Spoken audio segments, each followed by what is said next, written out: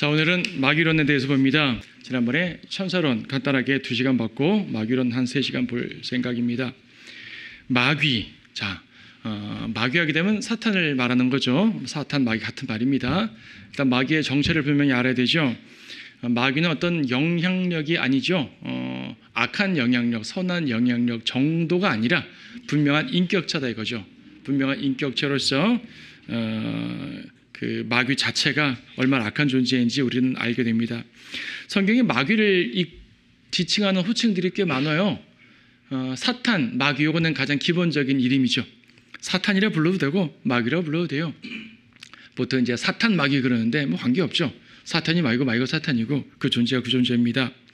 베드로전서 5장 8절에서는 마귀가 울부짖는 사자처럼 온다고 했습니다. 마귀를 대적하라고 했습니다. 야고보서도 그렇고 베드로전서도 그렇고 마귀가 얼마나 악한 존재인지 알기 때문에 성도들에게 그 실체를 분명히 알고 대적하라고 말하죠. 마귀 분명히 말하죠. 마태복음 4장에서는 예수님께서 사탄은 물러가라. 사탄은 물러가라.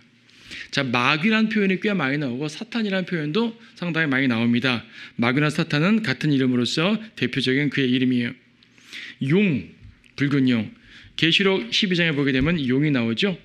12장 3절과 12장 8절에서 용이 분명히 언급됩니다.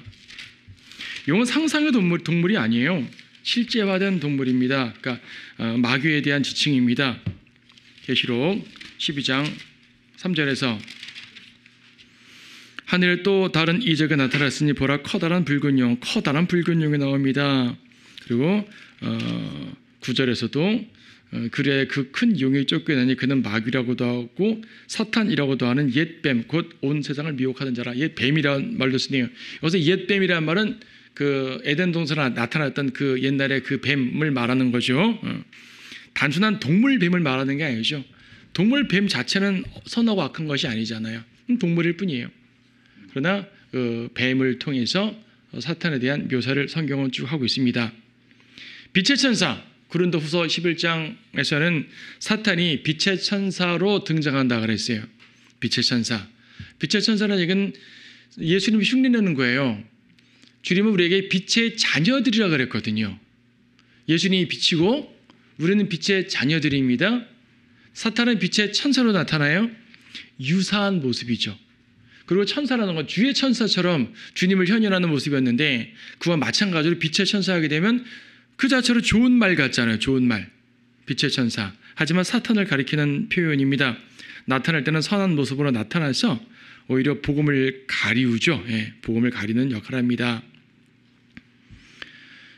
루시퍼라는 말도 빛의 천사라는 말과 사실은 같은 개념의 말이에요. 이사야 14장 12절에서 루시퍼라는 말을 분명히 쓰고 있는데 킹제임스 성경 이외에 다른 성경들에서는 루시퍼라는 말을 안 쓰잖아요. 14장 15절 오 아침의 아들 루시퍼야. 루시퍼. 내가 어찌 하늘에서 떨어졌느냐 하면서 이제 사탄에 대한 묘사를 쭉 설명하고 있는데 사탄의 타락과 또 미래에 나타날 모습에 대해서까지도 설명하고 있습니다. 루시퍼는 라틴어죠. 라틴어를 음차한 거예요. 히브리어 음차가 아니에요. 히브리어에서는 헬렐이라 그래가지고 빛을 발하는 자 혹은 빛의 전달자라는 개념이 있습니다. 개요 성경이나 다른 성경들은 루시퍼란 말을 새벽별이라고 써요. 새벽별. 빛을 발하는 존재는 별이기 때문에 새벽별이라고 표현까지 쓰는데 아니에요. 이거는 이 존재에 대한 특별한 이름입니다. 단어 뜻 자체가 빛을 발하는 존재란 말이지 이건 이 존재의 이름이란 말이에요. 그래서 히브리어 음절을 따서 헬레이라고 번역해도 관계없겠지만 킹제임스 성경 당시 라틴어 성경을 쭉 써왔었고 그것이 교회 용어로 익숙해 있기 때문에 자연스럽게 루시퍼란 말을 이미 영국 사람들은 루시퍼란 말을 쭉 쓰고 있었고 사탄에 대해서 루시퍼란 말을 쓰고 있었어요. 이미 이 라틴어 성경을 통해서. 그래서 그냥 그대로 음역을 한 것입니다. 사탄 존재를 가리키는 이름이니까. 근데 이 빛을 발한다는 말 자체가 뭐야? 빛과 연관된 존재잖아요. 빛의 천사란 말과도 연결되는 맥락입니다. 루시퍼를 볼 때 모두 아름답게 느끼는 거예요. 찬란하고 아름답고 멋있고 빛의 천사니까 빛의 존재니까. 하지만 그는 사탄입니다. 이 세상의 신, 이 세상의 통치자, 이 세상의 신이라고 말하는 거고 이 세상 통치자 뭐 비슷한 개념이죠. 어쨌든 이 세상을 관장하는 존재란 말입니다. 신이라고 말하니까 좀 영적 개념이 들어가니까 영적 존재들에 대한 관장이라든지 세상의 문화와 종교 이런 것들을 관장하는 역할을 하겠죠. 이 세상의 통치자하게 되면 좀 이렇게 그 통치하는 존재의 개념이 들어가다 보니까 이 세상의 모든 제도들, 이 세상의 정치, 경제, 사회 같은 이런 것들을 관장하는 모습을 볼 수 있어요. 그래서 영적인 부분이든 실제적인 부분이든 이 세상을 통치하고 관장하는 존재로서 이 세상의 신 혹은 이 세상의 통치자라는 용어를 쓰고 있습니다. 반면 공중권세의 통치자라는 개념도 쓰고 있는데 에베소서 2장 2절에 보게 되면 이거는 영적 존재들을 총괄한다는 개념이 조금 강한 것 같아요. 에베소서 2장 2절 말씀 보시게 되면 저라는 너희가 그것들 가운데서 이 세상의 풍조를 따르고 공중권세의 통치자 곧 지금 불순종의 자녀들 안에서 역사하는 영을 따라 행하였으니 악한 영, 그렇죠? 악한 영들과 연관돼서 말할 때 그러한 악한 영적 존재들을 관장하는 자라고 생각할 수가 그렇게 이제 이 단어의 개념을 가져올 수 있겠죠. 그런가 하면 벨리알, 구약 성경 보게 되면 벨리알의 자식들, 벨리알의 아들들 이런 표현 쓰죠. 재판관기에서도 그 레위인의 첩을 이제 욕보였던 그러한 사람들에 대해서 벨리알의 아들들, 그렇죠. 소돔에 왔던 천사들에게 달려들었던 사람들을 벨리알의 자식들 이런 표현 쓴단 말이에요. 그래서 이제 이것은 부도덕함을 강조하는 표현들입니다.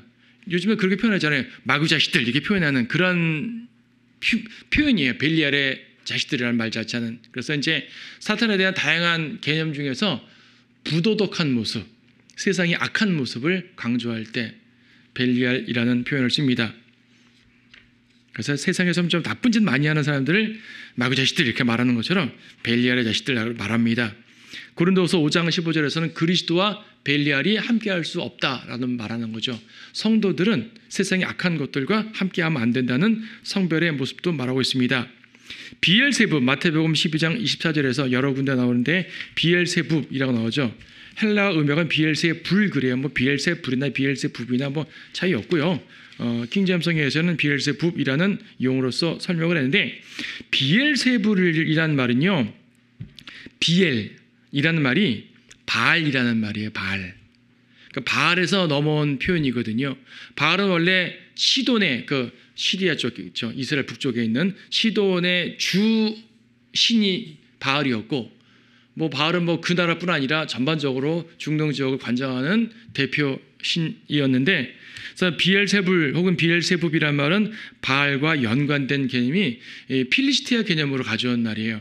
그래서 바알 신은 시리아 쪽, 그러니까 이 시돈 쪽에서 불려졌던 이름이고 같은 신을 필리스티아, 팔레스타인에서는 비엘세불이라고 불렀던 거예요.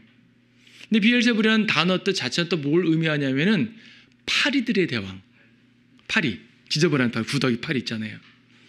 그래서 예수님께서 이 지옥을 묘사할 때 그들의 벌레도 죽지 않는다 할 때 그 벌레가 구더기라는 말이잖아요. 구더기는 파리의 유충이고 그러니까 사탄은 온갖 더럽고 악하고 추한 존재들의 왕이라는 말이에요.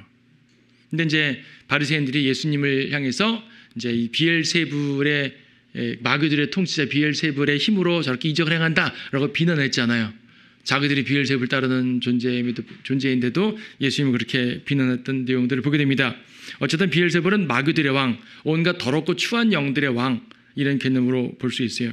자, 볼 때 사탄은 그러면은 뭐냐면은 나타나는 모습은 되게 멋있게 나타났는데 그 실제적인 모습은 더럽고 추한 존재라는 얘기죠.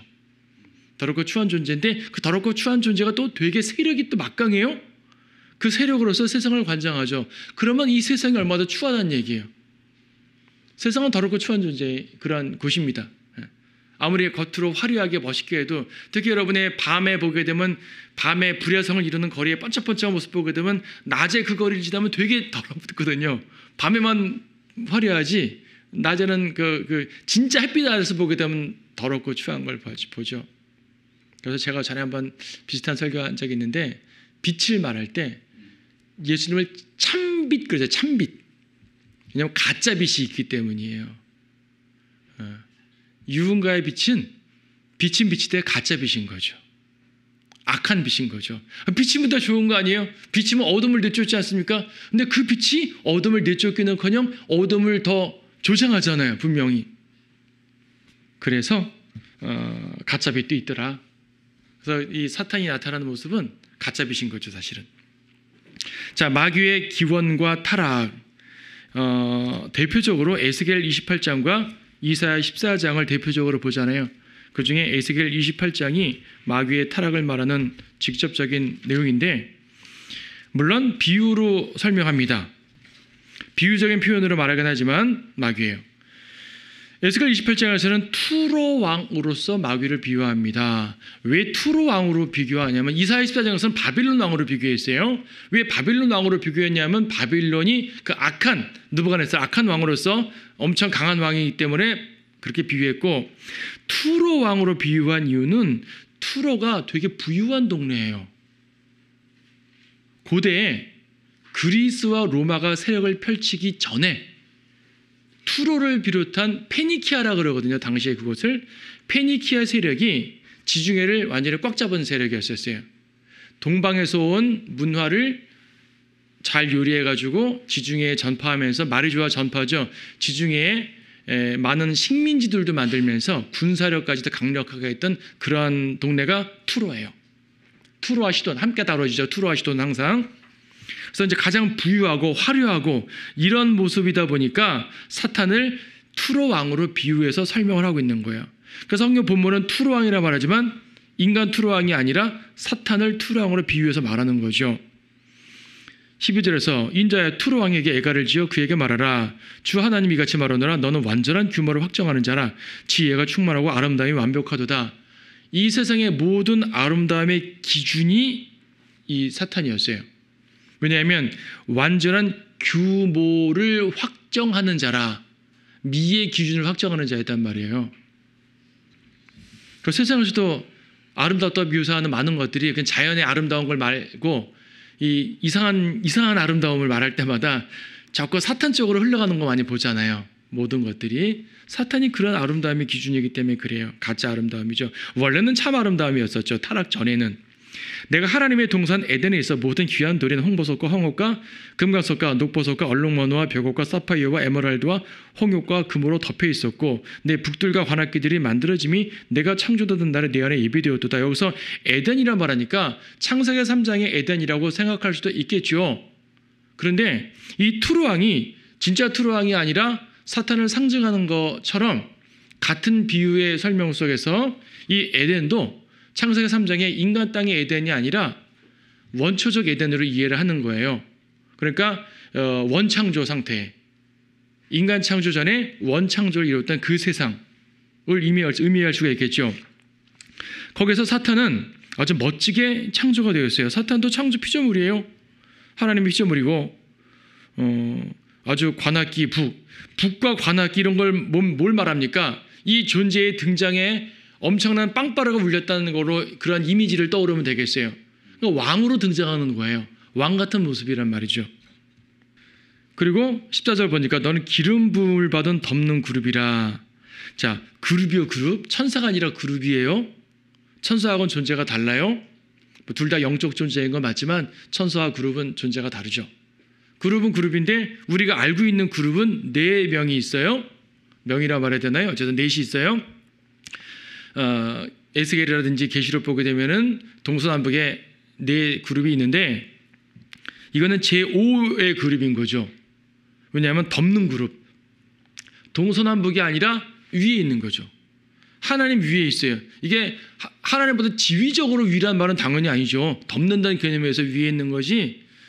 근데 이 존재가 하나님보다 정말로 지위적으로 위로 올라가려고 했다는 것이 문제가 됐던 것이죠. 자, 덮는 그룹이에요. 그리고 기름 부음 받은 그룹이에요.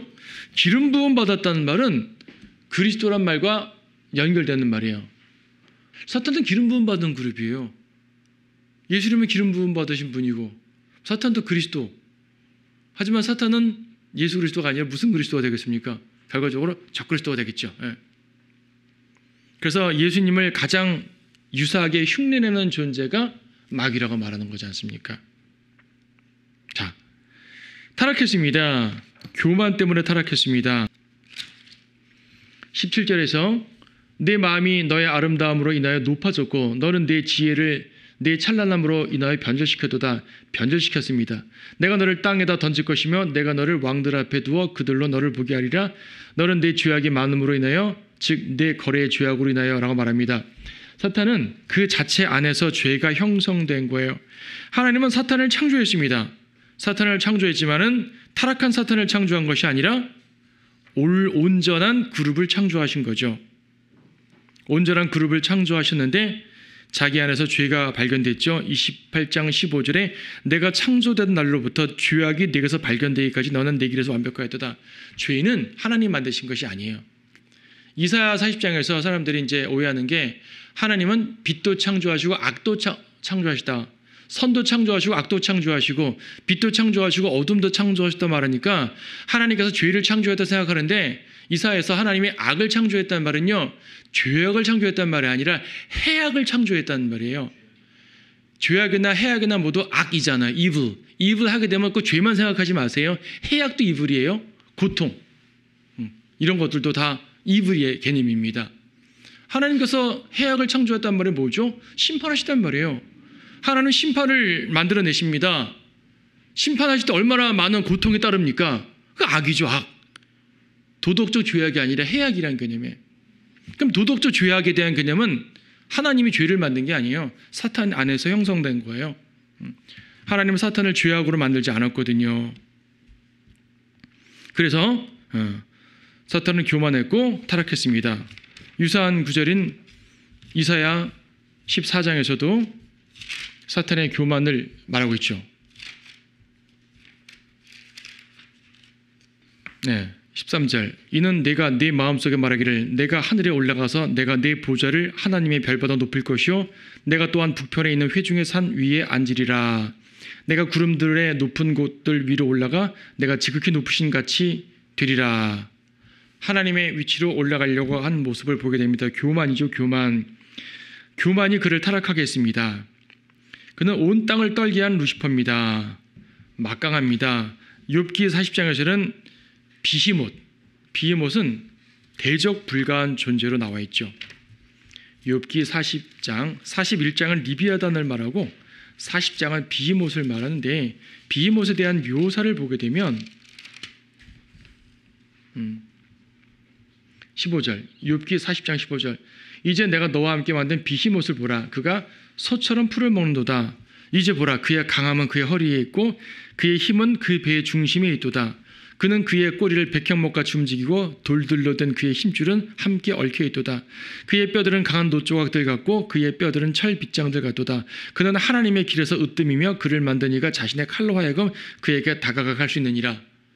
막강한 존재예요. 근데 이 비히못에게 다가갈 수 있는 것은 오직 하나님의 칼밖에 없어요.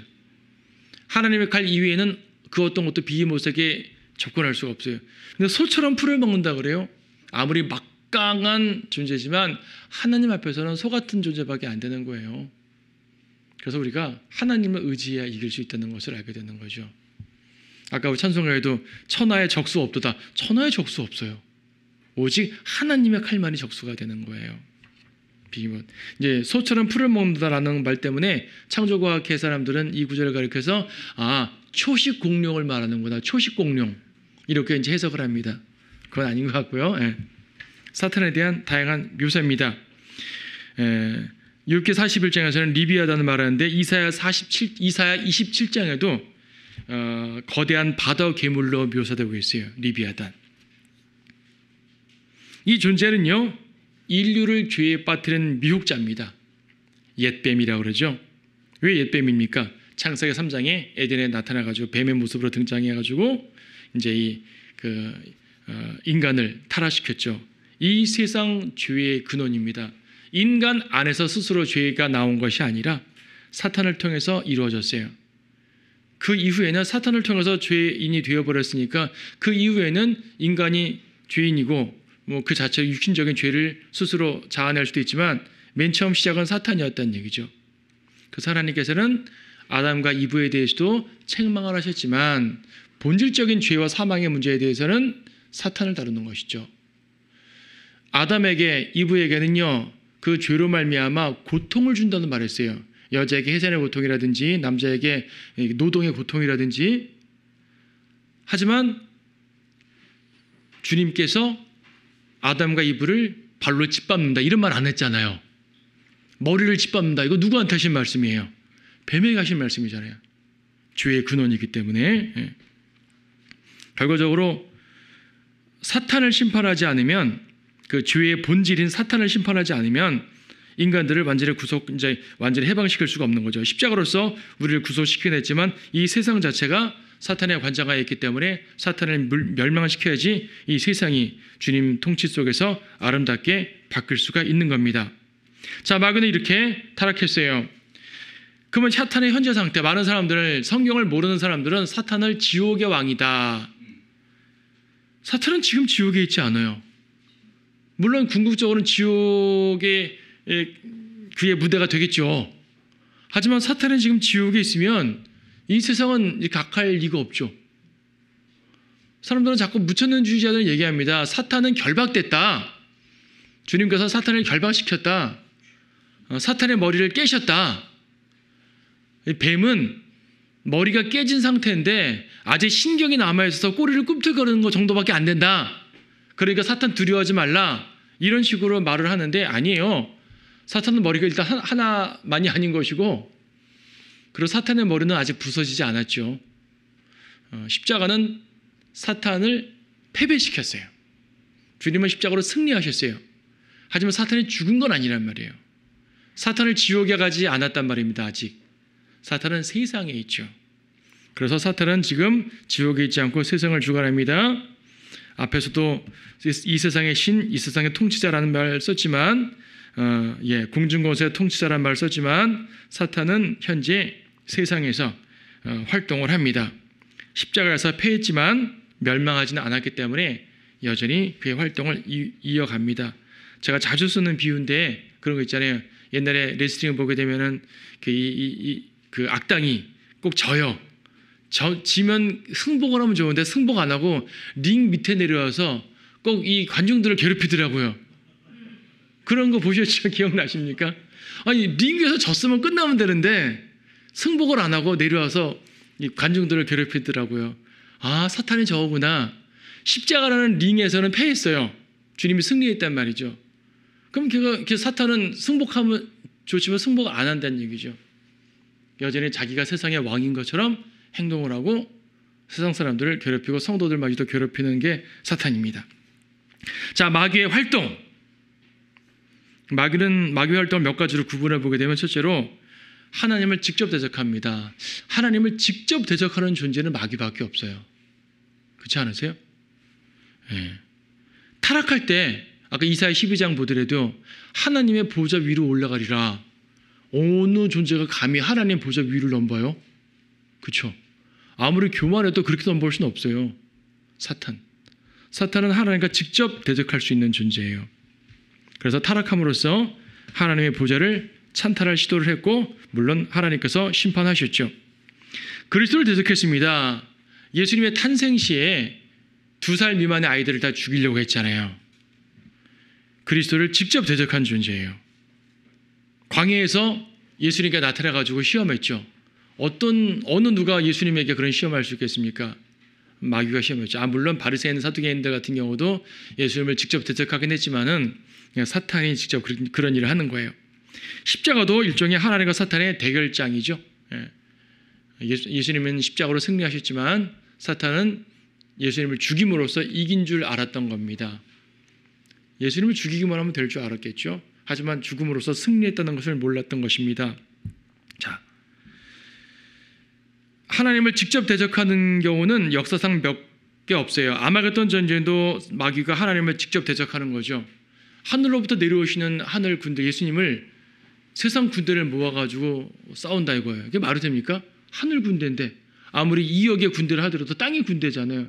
땅의 포탄으로 하늘 군대를 맞춘다는 게 말이 되냐고요. 그런데 그렇게 한다는 얘기죠. 사탄은 하나님을 직접 대적할 수 있는 존재예요. 물론 멸망합니다.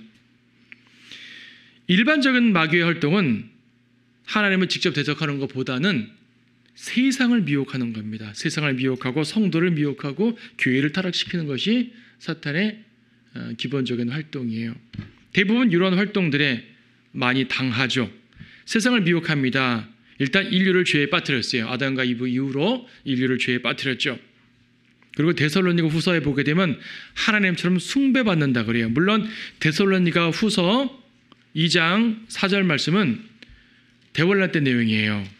이 문맥 자체는 대환란 내용이지만 이러한 식으로 하나님처럼 숭배받는 일은 역사상 항상 있어 왔지 않았습니까? 데살로니가 후서 2장 4절 그는 대적하는 자며 또 하나님이라 불리는 모든 것과 숭배받는 대상 위에 자신을 높여 하나님의 성전에 앉아 하나님처럼 보여 자신을 하나님이라고 하느니라.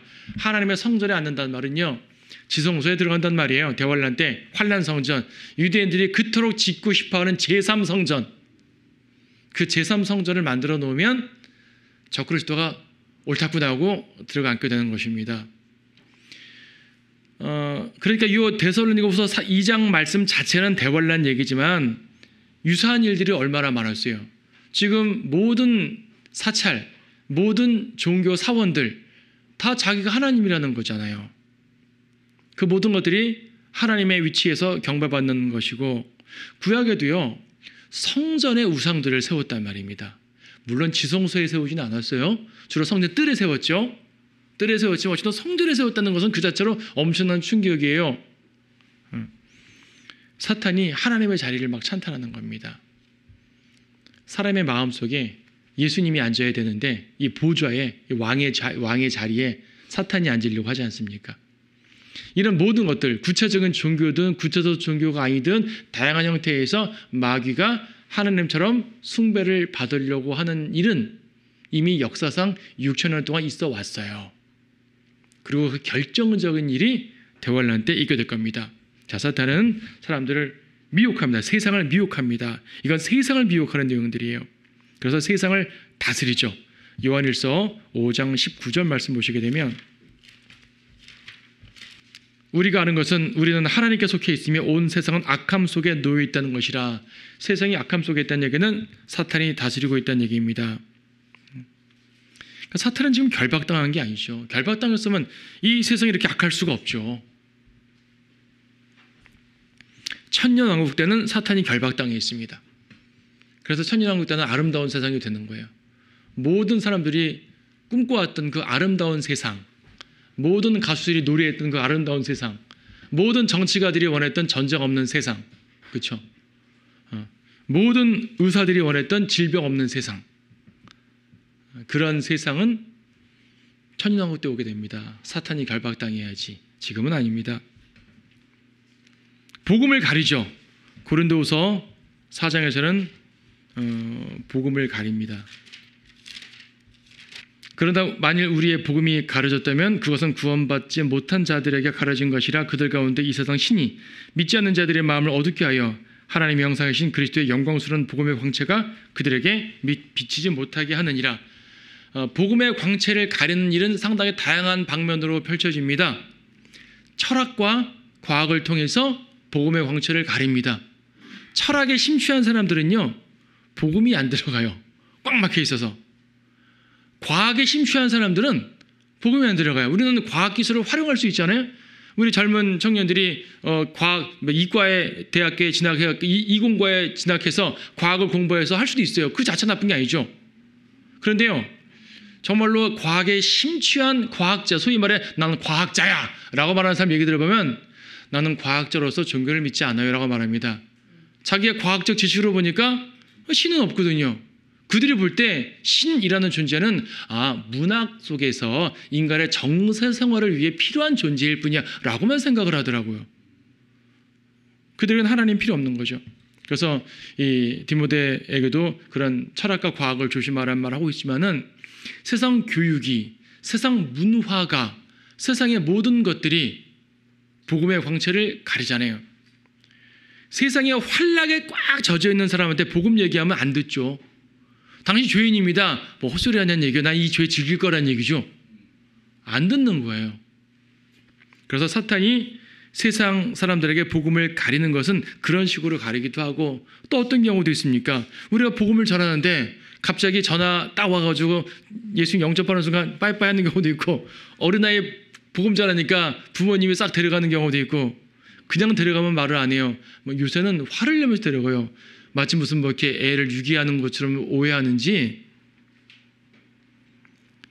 하여튼 다양한 방식으로 사탄은 복음을 가립니다. 그렇다고 복음이 패배하진 않아요. 우리 주 예수의 십자가의 복음은 강력하기 때문에 궁극적으로 승리합니다. 하지만 많은 사람들, 믿지 않는 사람들의 마음을 이처럼 가린단 말입니다. 자, 하나님의 백성도 대적합니다. 세상, 믿지 않는 세상만 미혹하고 끝나면 좋겠는데, 믿지 않는 세상만 미혹하는 것이 아니라 하나님의 백성들도 대적을 하는 거예요. 구약 성경 보게 되면은 세상 왕국들을 통해서 이스라엘을 대적했죠. 이것도 사탄이 일으킨 일들 아니겠어요? 이집트가 이스라엘을 박해했습니다. 그래서 이집트 파라오를 이제 그 용, 리비아단으로 비유를 하기도 하잖아요. 아시리아 마찬가지고, 바빌론, 느부갓네살은 뭐 대표적인 적그리스도의 예표죠. 로마, 카이사 마찬가지고요. 세상 왕국들을 통해 이스라엘을 대적하고요, 성도들을 대적합니다. 다양한 방식으로 박해를 하기도 하고, 이제 유혹을 하기도 하고, 죄로 유혹하기도 하고, 다양한 방식으로 성도들을 대적합니다. 그래서 베드로전서 5장 8절에서 정신을 차리고 깨어있으라. 이는 너희의 대적 마귀가 울부짖는 사자처럼 삼킬 자를 찾아 두루 다니기 때문이라. 마귀가 그리스도인들에게 계속 괴롭히는 이유 중 하나는 뭐냐면, 마귀의 편에서 볼 때 자기 자식을 뺏어간 거잖아요. 그렇죠? 자기 자식을 뺏어간 거기 때문에 이 분노할 수밖에 없다. 이런 표현도 쓰는데 어쨌든 맞죠. 그래서 우리는 사탄의 분노의 모습에 대해서 대적할 수 있도록 말씀으로 굳게 스스로를 세워야 됩니다. 성도들을 죄 짓도록 유혹합니다. 창세기 3장에서는 이브, 그러니까 이 최초의 인간에게 죄를 가져온 모습이지만 그 이외에 다양한 현실 속에서 사탄은 세상을 통해 성도에게 죄로 유혹을 하잖아요. 직접 죄를 짓는 것은 성도 자신의 모습이에요. 자신의 책임인 거예요.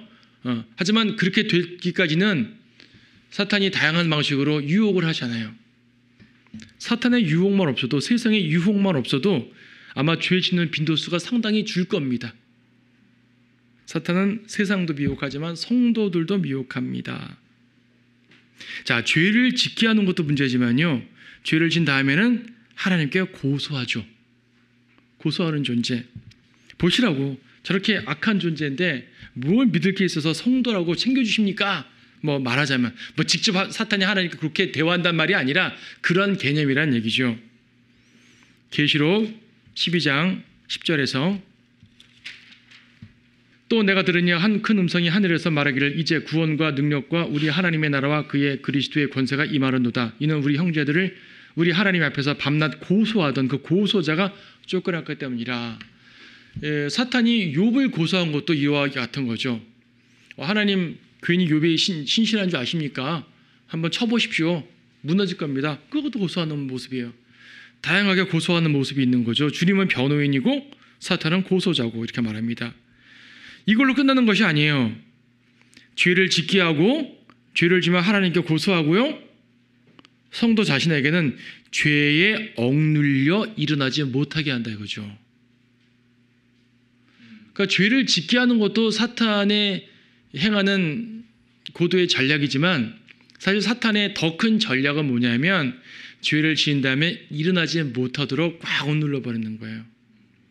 그를 완전히 무너뜨려 버리는 거죠. 여기에 넘어지는 사람이 상당히 많습니다. 죄를 지면 자백하면 된다고 누구나 알잖아요. 여러분 모르는 사람 없지 않습니까? 근데 여러분이 좀 육신적인 상태가 되면 죄를 좀 반복해질 수가 있어요. 자주 지을 수가 있어요. 내가 영적인 삶을 살면서 실수를 한번 죄 졌어요? 그럼 자백하고 빨리 털어버려요. 대부분 그렇게 합니다. 근데 육신적인 상태가 좀 지속화되게 되면 죄를 짓는 빈도수가 잦아져요. 그럼 자백도 잘 안 돼요.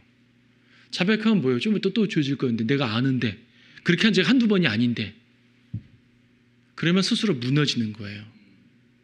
무너져서 자백도 안 하게 되고 나중에 아예 세상 사람처럼 타락해버리는 경우가 많이 있는 거죠. 우리 중에는 그러지 않길 바라지만은 많은 교회들에서 그렇게 됩니다. 그래서 주님께서는 자백하면 용서해 주신다는 말만 하셨지 몇 번 자백하면 몇 번 용서해지 이런 말 안 하셨잖아요. 오히려 주님이 70번에 7번도 하신다고 말씀하셨기 때문에 한없는 용서를 말했죠. 자백하고 며칠 내에 또 죄지면 그건 소용없어 이런 말씀 안 하셨잖아요. 주님께서 말씀하신 것은 자비예요. 진정으로 회개하면 용서하신단 말이죠. 그래서 우리는 내가 자백하지도 않고 여전히 죄 가운데 있으면서도 힘을 내서 일어난다. 이건 안 되는 거예요. 당연히 죄를 자백해서 하나님 앞에서 해결받아야 되는 건 맞고요. 그런데 내가 자백해서 해결받았어요. 그러면 툴툴 털어버릴 수 있어야 됩니다. 물론 내가 이웃에게 잘못한 것은 하나님께만 자백해서 끝날 게 아니라 이웃에게도 해결해야죠. 그건 당연한 겁니다. 어떤 분들은 옆에 형제들에게 엄청 잘못을 저질러 놓고 회개만 했다고 난 떳떳합니다. 이건 안 되는 거죠, 당연히. 그러니까 그 모든 것까지 정상적인 회개를 이루었을 때 말하는 겁니다. 정상적인 회개를 이루었을 때는 마귀의 억눌림에 속지 마시고 일어나라는 얘기예요. 벌떡 일어나라는 얘기예요. 어디예요? 히브리서 12장 12절에서는 물론 이거 징계를 말하는 문맥인데 히브리서 12장 12절에서는 그러므로 맥없이 처진 손과 쇠약한 무릎을 일으켜 세우라는 얘기예요. 넘어져 있지 말라는 얘기입니다. 일어나라는 얘기입니다. 너희 발을 위하여 곧은 길을 만들어 절뚝거리는 다리로 길에서 벗어나지 않고 오히려 고침을 받게 하라. 그래서 일어나라. 사탄은 쓰러뜨리는 존재고 성령께서는 세우시는 분이에요. 이 사실을 분명히 알고 이겨야 돼요. 이것까지도 마귀의 계략이라는 얘기죠. 또한 세상을 통해서 교회를 대적합니다. 자, 교회를 대적하는 것을 별도 항목으로 만들어 봤어요. 교회를 어떤 식으로 사탄은 대적해서 괴롭힐까요? 일단 교회를 죄로 타락시킵니다. 얼마나 많은 교회들이 죄로 타락을 했습니까? 목회자의 죄, 회중들의 죄, 이런 죄들이 뭐 한두 사람의 죄면은 해결할 수가 있는데 수많은 사람들이 죄에 물들고 세속적인 죄가 막 교회에 들어오게 되면 감당이 안 되잖아요. 교회가 타락하는 겁니다. 그리스도의 몸 자체도 그럴 수가 있고 지역교회는 특히 더 그렇겠죠. 자, 거짓 교리. 도덕적 죄는 잘 견뎠는데 목사님도 아주 그냥 잘 경건하고 우리 회중들도 성실하고 도덕적인 죄는 거의 다 안 짓는 참 착한 교회인데 거짓 교리를 물들어 버렸네요. 그것도 사탄이 교회를 쓰러뜨리는 거죠. 거짓 교리. 행위 구원을 주장한다든지, 그렇죠? 믿음으로만 구원받는 것이 아니라는 걸 말한다든지, 하여튼 뭐 다양한 무천년주의라든지 이러한 거짓 교리가 들어오게 되면 뭐 직접적으로 사이비다는 말할 것도 없고요. 그럼 교회가 타락하는 겁니다. 권위주의, 뭐 교리적으로도 문제 없고 뭐 이렇게 도덕적 죄도 잘 안 짓는데 권위주의가 가득 찬 교회도 있잖아요. 니콜라파, 바리새인적인 모습들. 목사만 그런 게 아니에요.